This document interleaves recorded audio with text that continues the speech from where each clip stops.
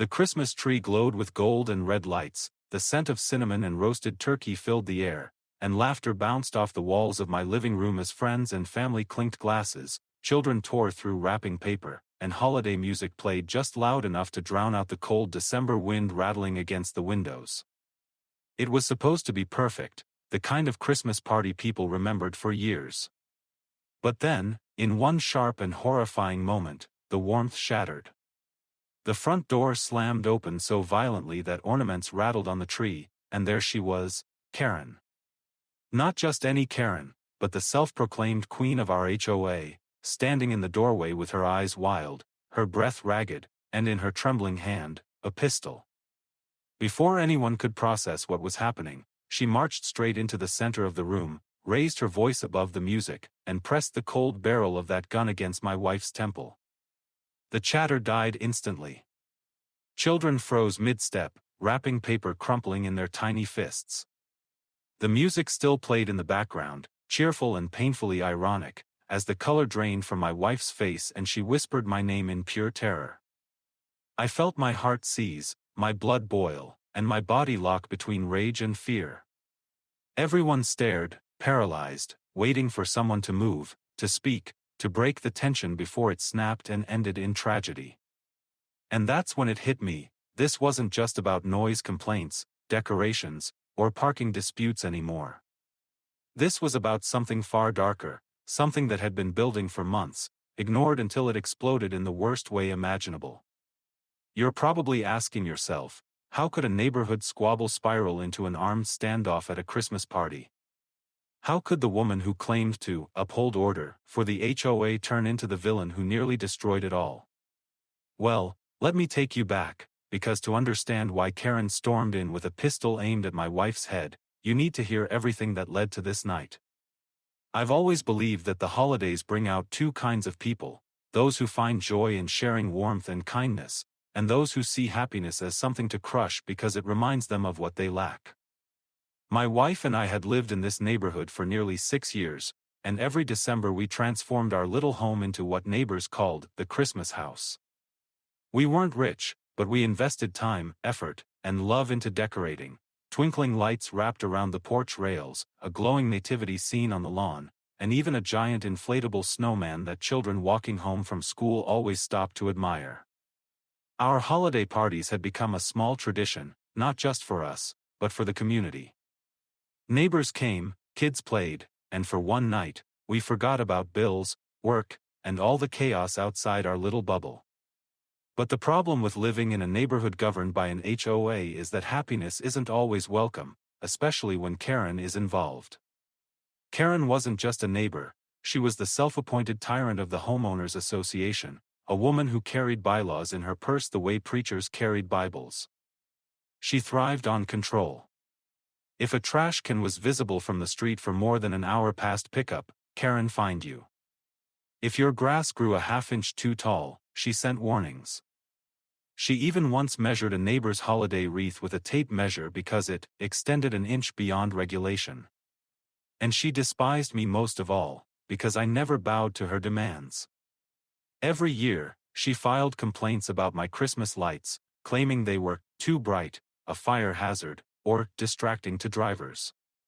Yet every year, the HOA sided with me because other neighbors loved them. Still, Karen wasn't the type to let go of a grudge. It festered. She saw my decorations, my parties, my joy as an insult, a reminder that she wasn't the center of attention. I can still remember the look she gave us one December evening, standing at the edge of her driveway, arms crossed, her face twisted in disgust as she muttered something under her breath. My wife whispered, "She's getting worse." I brushed it off then, thinking Karen's bitterness was nothing more than idle frustration. But in truth, the warning signs were already there. She had already sent letters threatening fines if cars lined our street during the party, already stormed out of an HOA meeting accusing us of mocking her authority, already hinted to others that she'd shut us down for good. Looking back, it feels obvious. But at the time, I couldn't imagine that the same woman nitpicking holiday decorations would one day walk into my home with a pistol. And yet, that was exactly where we were headed. December crept in with its chilly winds and glowing nights, but in our neighborhood, the holiday spirit was overshadowed by Karen's growing hostility. From the very first week of December, she launched her campaign to ruin our joy. The first shot fired was a letter stuffed into our mailbox, stamped with the HOA seal she loved to wave around like a badge of power.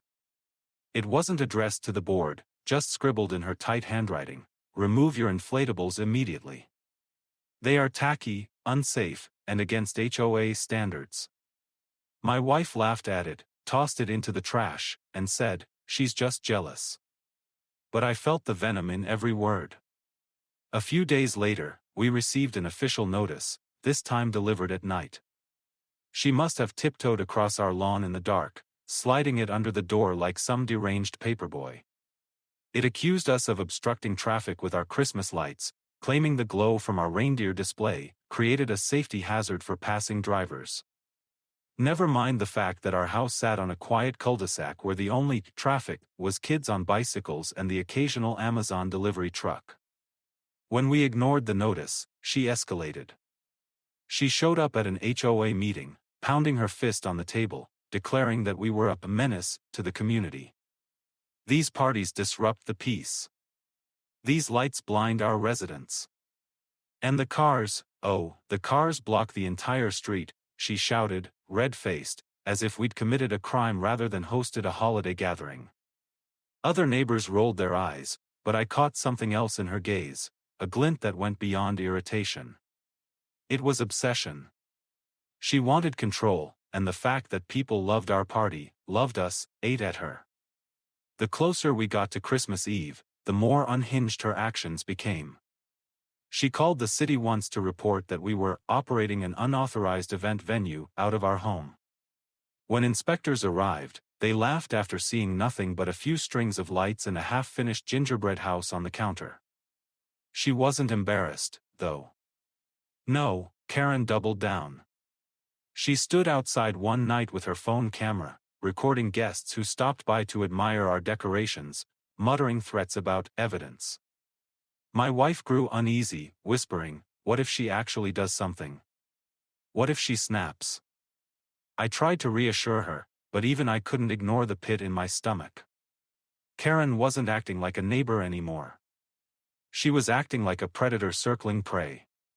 Then came the week before Christmas, when her mask finally slipped. We were out hanging lights when Karen marched right up to our yard, her eyes bulging, her fists clenched. "I've told you again and again, you will not host that ridiculous party," she barked. My wife, calm as ever, replied, "Karen, it's one night a year. People enjoy it. If you don't want to come, don't."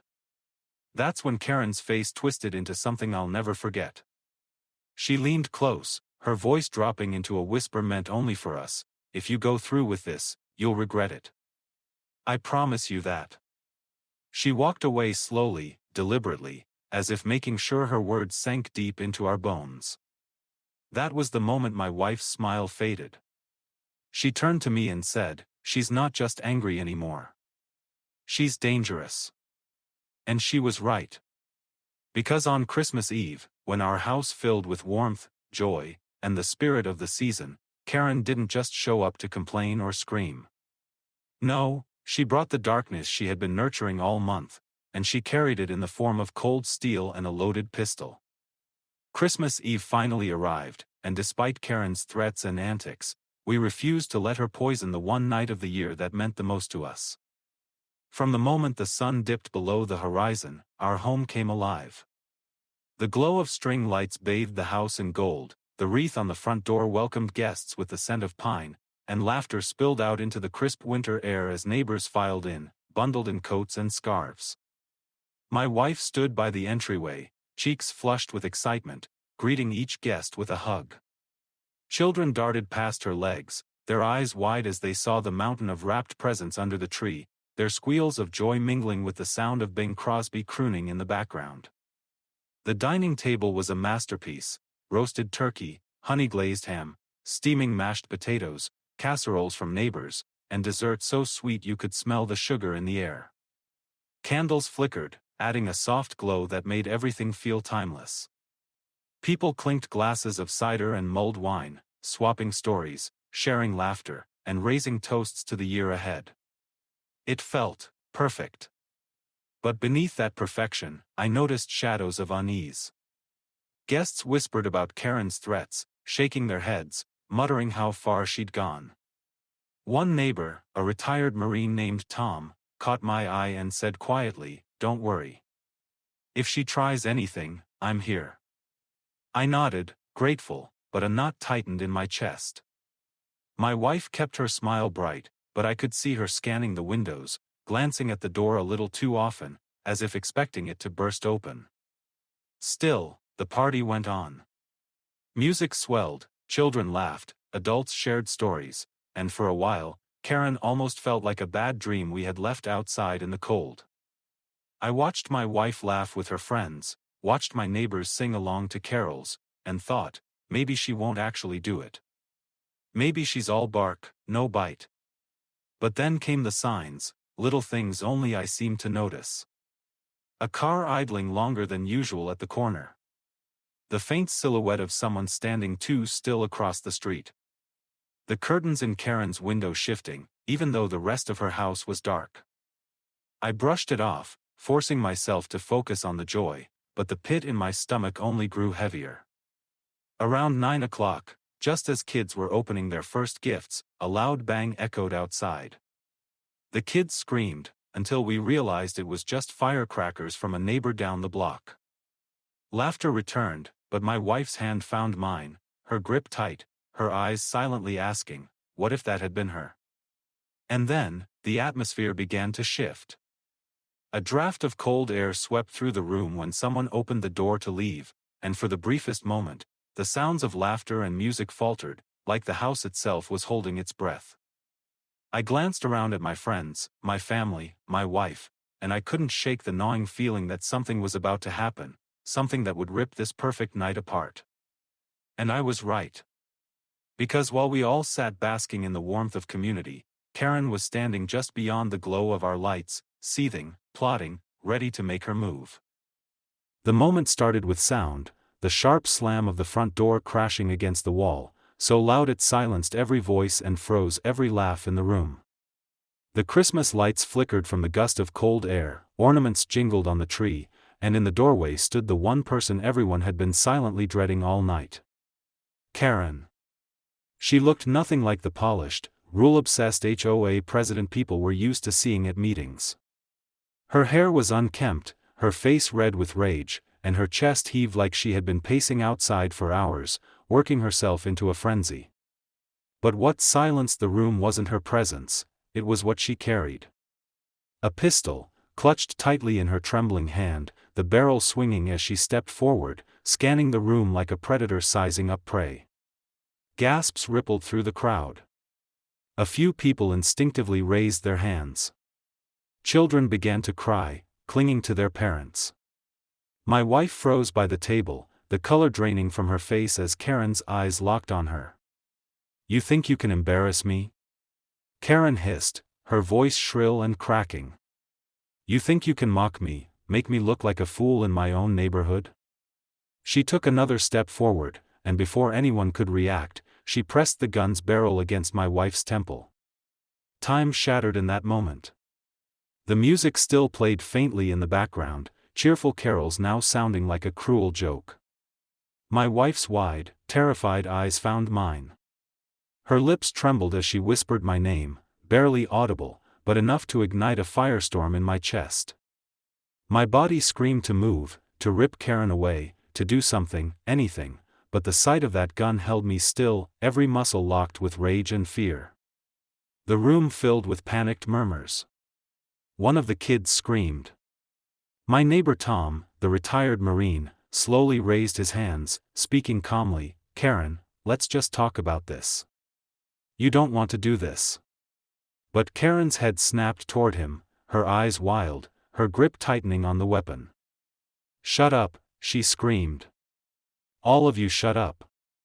You've all treated me like garbage, like I'm nothing. But I'm the one in charge here, don't you get it?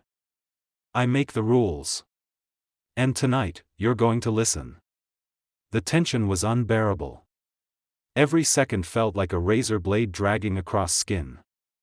Guests were frozen in place, some shielding their children, others staring in shock. My wife's chest rose and fell rapidly, her breaths shallow, her hands trembling as she tried to stay still under the weight of cold steel pressed to her head. Inside me, two voices battled, one telling me to stay calm, to avoid making sudden moves, and another screaming to act now before Karen did something irreversible. My fists clenched. My blood thundered in my ears. But I forced myself to wait, to watch for an opening. Karen's voice cracked again as she ranted, "You people laugh at me, you ignore me, you think your stupid lights and your stupid parties mean more than order. Well, how do you like this order? How do you like being scared for once?" Tears streamed down my wife's cheeks. My heart tore in two, rage swelling until it felt like it would rip out of my chest. Around the room, people shifted, looking at one another, silently asking, "What do we do?" Tom spoke again, steady and calm, inching forward. "Karen, this isn't you. Put the gun down, no one here wants this." But Karen wasn't listening. Her eyes were locked on me now, venom dripping from every word. "This is your fault. All of it. You couldn't follow the rules, you couldn't respect me. And now, you're going to watch what happens when you push me too far." The pistol pressed harder against my wife's temple. She whimpered, squeezing her eyes shut. And in that moment, the world narrowed to a single point, me, my wife, and Karen's trembling finger hovering near the trigger. I knew then that if I didn't act, this Christmas would end in blood. I could hear nothing but the hammering of my own heartbeat, the faint sobs of children, and the shallow, terrified breaths of my wife. Every instinct screamed at me to charge, to rip Karen away, but I knew one wrong move could end everything. Then, like a crack in a storm cloud, a calm voice cut through the chaos. "Karen," Tom said again, steady, measured, his hands raised chest high. The years of military service showed in his composure. "You don't want this. You've made your point. Everyone here hears you. You've got control. But pulling that trigger, that's a line you can't uncross." Karen's eyes darted to him, and for the first time, her hand wavered. Only slightly, but it was enough to tell me that beneath her rage, she was unraveling. My wife seized the moment to take a slow, careful breath, as though steadying herself. But Karen wasn't done. She jerked the gun back tighter against my wife's temple, shouting, "Don't you patronize me. You think you can talk me down like I'm some criminal? I'm not crazy. I'm the only sane one here." The guests shifted uncomfortably, but something had changed in the air. Fear was still thick, but beneath it, I felt the current of resolve building. Neighbors exchanged glances, silent communication sparking between them. This wasn't just my fight anymore. From the far corner, Mrs. Diaz, a grandmotherly figure who had always been soft-spoken, suddenly raised her voice. "Karen, stop this madness. This isn't who you are. You're humiliating yourself." Karen snapped toward her, eyes blazing, but in turning, she loosened her grip, just a fraction. My wife felt it. I saw her shoulders stiffen, her body bracing. She was waiting for a chance. And then, quietly, almost invisibly, the pieces began to move. Another guest edged toward their phone, thumb tapping frantically beneath the tablecloth. Someone else shifted behind Karen's line of sight, inching closer. The collective fear that had paralyzed the room was melting into defiance. I took a slow step forward. Karen noticed instantly, whipping the gun back toward me. "You stay right there," she barked, her voice trembling now, hysteria leaking through the cracks. "If you move again, she's done." I froze, hands raised, meeting my wife's terrified eyes. But I saw something in them too, strength. She wasn't just a victim in this moment. She was preparing herself. Tom spoke again, softer this time, deliberate. "Karen, listen to me. You're not in control anymore. Look around. Everyone here sees you, and they're not afraid of you. Put the gun down before you do something you can't take back." Her head twitched, her breathing ragged. The pistol dipped ever so slightly, her resolve crumbling under the weight of so many eyes staring back at her, not with fear anymore, but with fury. And then, the breaking point. My wife, in a single fluid motion of desperation and courage, jerked her head to the side, slamming her shoulder back against Karen's chest. The pistol wavered. Gasps erupted. In that split second, Tom lunged, faster than I thought possible, his hands clamping down on Karen's wrist. The gun fired, a deafening crack that split the air and shattered an ornament on the tree, but it was too late. The bullet missed. Chaos exploded. Guests screamed. Children ducked under tables. But the balance had shifted. Tom wrestled the gun, neighbors surged forward, and I threw myself into the fray. Karen shrieked, clawing like a wild animal, but she was outnumbered, outmatched, and for the first time, utterly powerless. When the pistol finally clattered to the floor, my wife stumbled into my arms, shaking but alive. I clutched her, my whole body trembling with rage and relief, as Karen was pinned to the ground, her screams muffled by the sheer force of neighbors who had finally, collectively, had enough. And in that moment, I realized, Karen hadn't just declared war on me or my wife. She had declared war on an entire community. And now, for the first time, the community was fighting back. The gun lay on the floor, its cold metal gleaming beneath the broken shards of Christmas ornaments. Karen thrashed beneath the grip of Tom and two other neighbors, her shrieks turning from rage to desperation. "Get off me. You don't understand. I was protecting the community. I'm the only one who cares." Her words dissolved into incoherent sobs, her face twisted in fury and humiliation as she realized her power had finally slipped away. Someone shouted, "Police are on the way." The words hung heavy in the room. Suddenly, the chaos slowed, like a storm beginning to break. My wife clung to me, trembling, her cheek pressed against my chest as I held her tighter than I ever had before. Her tears dampened my shirt, but I didn't care. She was alive. She was safe. That was all that mattered. The wail of sirens grew louder outside until flashing red and blue lights lit up our windows, painting the festive decorations in harsh, pulsing colors. When the front door burst open again, it wasn't Karen this time, it was a team of officers, guns drawn, commanding voices filling the room. "Hands where we can see them," they shouted, their eyes darting between the terrified partygoers and the struggling figure pinned to the carpet. Tom slowly lifted his hands, stepping back as Karen was hauled up by the officers, her arms yanked behind her back, steel cuffs locking around her wrists. She fought like a trapped animal, spitting venom with every breath. "This is a mistake. I'm the HOA president. I have authority. You'll all regret this." But her words fell flat now, drowned out by the sobs of children, the angry mutters of neighbors, and the click of the cuffs snapping shut. One officer retrieved the pistol, carefully securing it. Another asked sharply, "Whose gun is this?" No one answered, but we all knew. Karen's. The police led her out the front door, her protests echoing down the block as neighbors from other houses peeked out their windows, drawn by the sirens. The once feared HOA queen was paraded out into the cold night, flanked by flashing lights and the stares of those she had tormented for years. It wasn't just an arrest. It was a fall from power. Inside, the silence was deafening.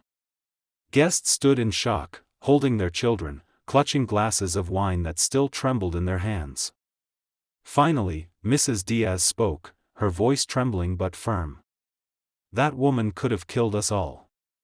She's lost her mind." Heads nodded. No one disagreed. But as the adrenaline ebbed, a new problem emerged. The HOA board, ever slimy, tried to slip in damage control. One of Karen's closest allies, a weasel of a man named Martin, cleared his throat nervously and said, "Now, let's not be hasty. Perhaps she just had a breakdown. Stress, you know.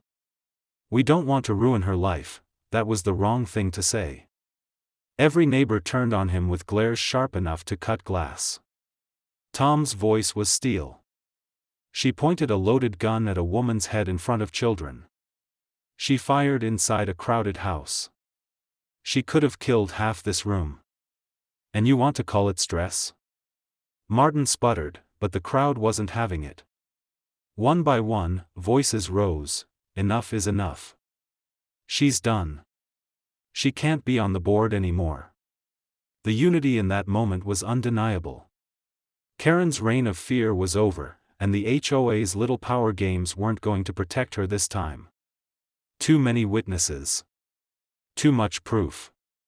And for once, everyone was on the same side. The police returned briefly to take statements, moving methodically through the shaken party. When it was my turn, I told them everything, the threats, the warnings, the moment she pressed the gun to my wife's temple. My voice shook, but my anger kept it steady. One officer nodded, jotting it all down. She'll be facing multiple charges, he said grimly. Brandishing, assault with a deadly weapon, reckless endangerment. With this many witnesses, she's not walking away from this one. As they left, the party was no longer a party. It was a gathering of survivors. People hugged tighter, spoke softer, and glanced at the shattered ornament still lying on the floor like a reminder of how close we'd all come to tragedy. But even amid the fear, something else sparked. Unity. For the first time, the neighborhood wasn't divided by HOA politics or petty rules. We had all stared into the eyes of danger together. And together, we had stopped it. In the days that followed, the neighborhood felt strangely different. The Christmas decorations still glowed on porches, children still played in the snow, and life carried on, but the shadow of what had happened hung over us like a heavy fog. The image of Karen, gun in hand, screaming about order while my wife trembled under the barrel, it was burned into everyone's mind. Yet instead of breaking us, it bound us together. The police wasted no time. Karen was booked, charged, and denied bail. The news spread fast, not just through the neighborhood but across town. The headline hit the local paper, HOA president arrested after armed standoff at Christmas party.